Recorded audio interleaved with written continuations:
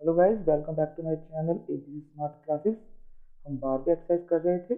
आज हम 12वीं एक्सरसाइज का 12.3 का क्वेश्चन नंबर 8 करेंगे। ठीक है, ये थोड़ा आपको देखने में थोड़ा अजीब लगेगा पर ये बहुत इजी है। बट इसके दो क्वेश्चन हैं।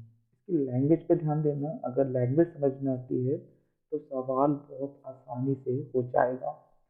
इसमें लिखा है एक दौड़ने का पथ, यानी कि ये आपको एक रेसिंग ट्रैक दे रखा है, दर्शाती है, जिसके बाएं और दाएं सिरे पे अर्धवृत्त है। देखो बेटा, ये जो आपको दिख रहा है फिगर, ये आपको अर्धवृत्त का फिगर दे रखा है, इधर वाला भी और इधर वाला भी। दोनों आंतरिक समांतर रेखाओं के बीच की दूरी, दोनों आंतरिक आंतरिक माने अंदर की, इंटरनल, तो इसकी जो बीच की दूरी है वो 60 दे रखी है। ओके, यानी कि अंदर वाली की, बाहर ऊपर से ऊपर तक नहीं, सिर्फ अंदर वाली। तथा इनमें से प्रत्येक रेखाखंड 106 मीटर लंबा है। जो आपकी लेंथ दे रखी है यहाँ से लेके यहाँ तक की, इसकी जो लंबाई है वो बेटा 106 दे रखी है। और यदि यह पथ 10 मीटर चौड़ा है, मीनिंग ऑफ दैट, ये जो पथ है आपको देख रखा है ये वाला, ये 10 मीटर चौड़ा है। अब देखो 10 मीटर चौड़े का मतलब क्या हुआ कि इसकी जो आंतरिक व्यास तो 60 थी, और बाहरी मतलब यहां से लेकर यहां तक की जो व्यास होगी वो 80 मीटर होगी। 80 क्यों? देखो 60 था, 10 ये चौड़ा है और 10 ये चौड़ा है, तो टोटल में कितना हो गया? 80। तो आप कह सकते हो कि अंदर का जो व्यास है वो 60 है और बाहर का जो व्यास है वो 80 है। जब मैं इनको मिलाता हूँ इस तरीके से, तो आप देखोगे कि इसकी लंबाई, आंतरिक और बाहरी की बात करें तो आंतरिक की जो लंबाई है वो भी 106 होगी और बाहर की भी 106 होगी। मतलब यहाँ पे लंबाई में कोई फर्क नहीं होगा। हाँ, चौड़ाई बदल जाएगी। चौड़ाई जो है वो अंदर से नापेंगे तो 60 और बाहर से नापेंगे तो 80 हो जाएगी। ठीक है ना, क्योंकि ये फिगर आपको एक आयत का दे रखा है और ये वाला आपको अर्धवृत्त का दे रखा है। ठीक है, अब क्वेश्चन स्टार्ट करते हैं आगे। तो पहला क्वेश्चन है, पथ के आंतरिक किनारों के अनुदिश एक पूरा चक्कर लगाने में चली गई दूरी ज्ञात करो। बेटा सिर्फ अंदर अंदर, अगर कोई व्यक्ति अंदर अंदर भागता है इस तरीके से तो उसके द्वारा तय की गई दूरी ज्ञात करना है। बेटा अगर बाहर ना भागेगा तो उसको ज़्यादा समय लगेगा क्योंकि चौड़ाई 10 मीटर की है। तो अगर वो अंदर अंदर भाग रहा है तो उसकी, आपको उसको कितना द्वारा चला है वो आपको पता लगाना है। ठीक है, तो सबसे पहले हम इसमें इसकी वैल्यूशन को काउंट कर देते हैं, कौन कितनी वैल्यू का है। ठीक है, तो हम सबसे पहले बात करते हैं, यहीं से शुरू करते हैं। इसका जो आंतरिक आंतरिक व्यास जो दे रखा है वो है 60 मीटर, यानी कि आंतरिक आर, मैं छोटा बोल दूंगा इसको, आंतरिक आर हो गया 60/2, यानी कि 30 मीटर। अब बाहरी बाहरी व्यास कितना है?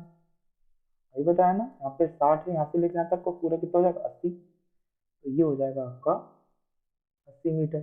ठीक है, जिसकी बाहरी त्रिज्या यानी कि कैपिटल आर जो कि हो गई 80/2, यानी कि 40 मीटर। और समझ आ गया? अब जो हमारे पास यहाँ पे दे रखा है, ये जो लंबाई चौड़ाई आयत का, आयत की लंबाई जो है यानी कि एल जो है वो तो 106 दे रखी है, और छोटी ब्रैच आपको 60 दे रखी है, और बड़ी वाली ब्रैच जो है वो आपको 80 दे रखी है। जैसे जैसे यूज होगा हम इसको आगे क्वेश्चन करते रहेंगे। बट देखो बाहर वाली जो लेंथ है, अंदर और बाहर की लेंथ दोनों सेम ही होगी, क्योंकि मेरी लंबाई यहाँ से काउंट की जा रही है, तो लंबाई दोनों में ही सेम होगी। पर चौड़ाई अलग अलग होगी, क्योंकि यहाँ से चौड़ाई यहाँ तक होगी और बाहर वाली चौड़ाई यहाँ तक होगी। ठीक है, तो ये मैंने लिख दिया। अब क्वेश्चन शुरू करते हैं। पहला क्वेश्चन क्या है आंसर? आंतरिक किनारों के अनुदिश एक पूरा चक्कर लगाने में दी गई दूरी। तो भैया हम करेंगे आंतरिक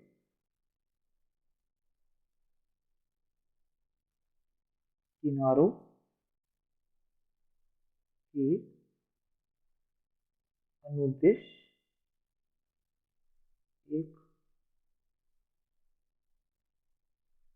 चक्कर लगाने की दूरी बराबर है। अब कैसे दूरी लिख लेंगे भाई?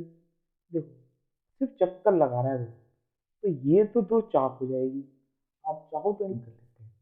बट अब देखो, ये जो चीज दिख रही है आपको, या तो मैंने ए रख लिया, इसको मैंने बी रख लिया, इसका नाम मैंने सी रखा, इसका नाम मैंने डी रख लिया। ठीक है। अब देखो, ये जो आपको दिख रहा है, ये आयत दिख रहा है नहीं दिख रहा है? आयत है। देखो, ये वाला ए बी सी डी, और एक लग रही है मैंने पे ई एफ जी और एच। ठीक है। तो ये आपके दो आयत हो गए हैं, एक ये वाला और एक ये वाला।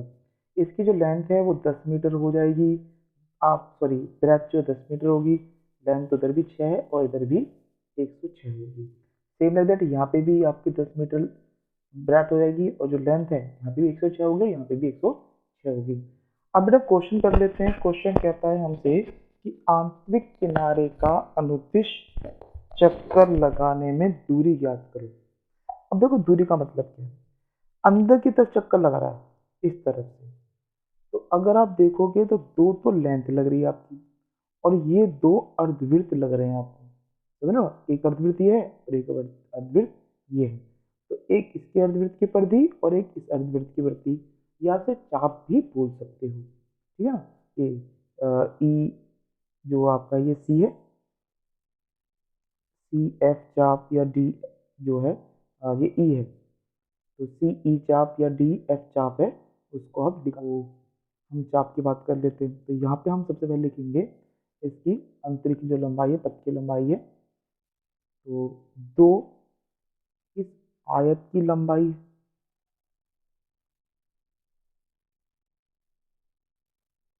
प्लस दो अर्ध वृत्त की परिधि, यानी कि सर्कमफ्रेंस, आप भी बोल सकते हो आप इसे।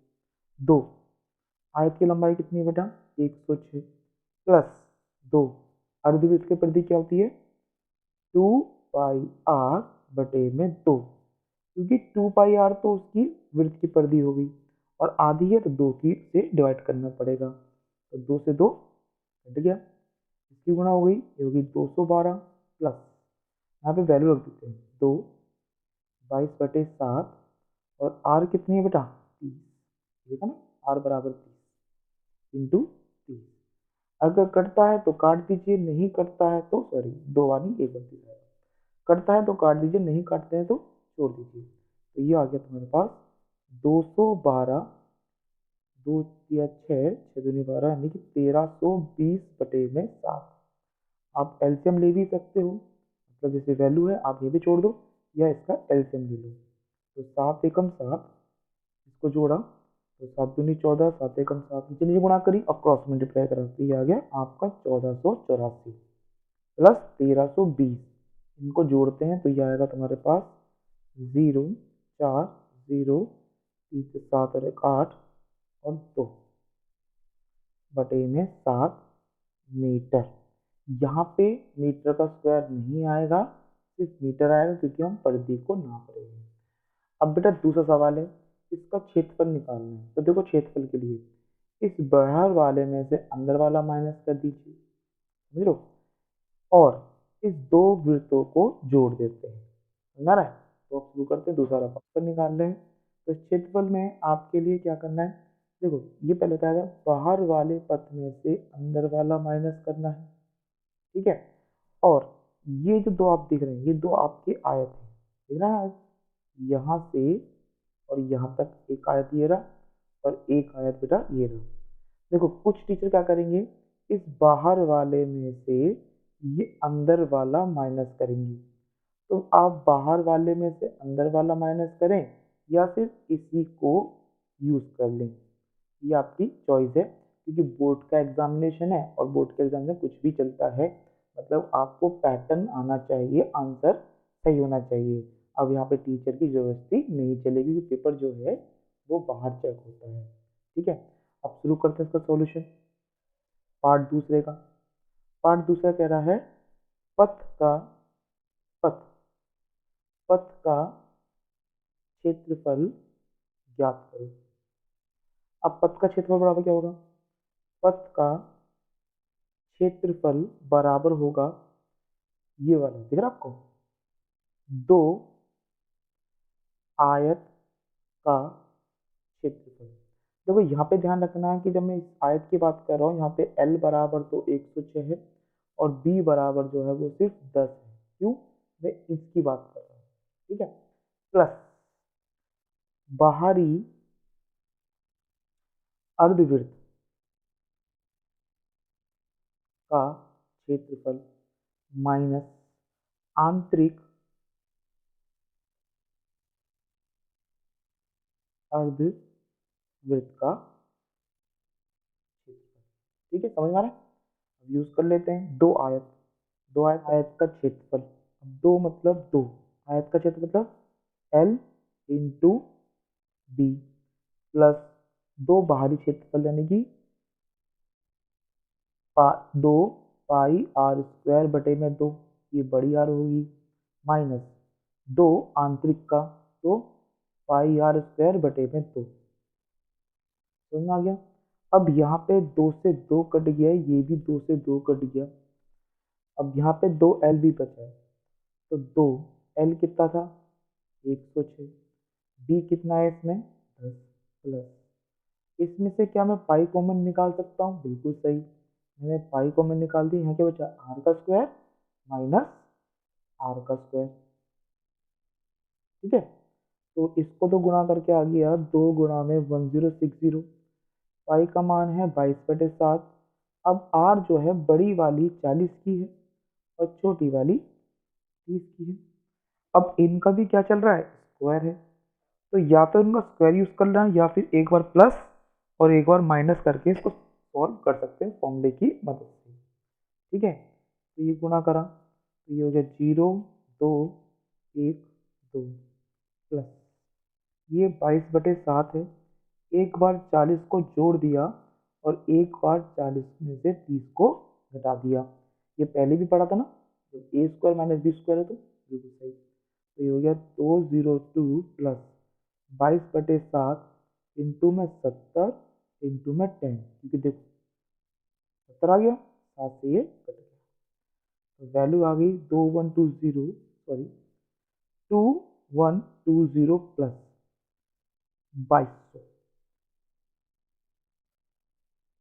ठीक है ना। अब इसको क्या है, आपको जोड़ देना है, तो जोड़ो भैया इसको, ये आ गया तुम्हारा 4320 मीटर का। तो ये क्वेश्चन आपका यहाँ खत्म होता है, थोड़ा लंबा क्वेश्चन है, तो एक बार रिवाइज करके देख लेना। अगर ये आपको वीडियो पसंद आई है तो प्लीज़ लाइक कमेंट और शेयर कर देना, और आप पहली बार देख रहे हो तो प्लीज़ चैनल को सब्सक्राइब भी कर देना। Okay, have a nice day.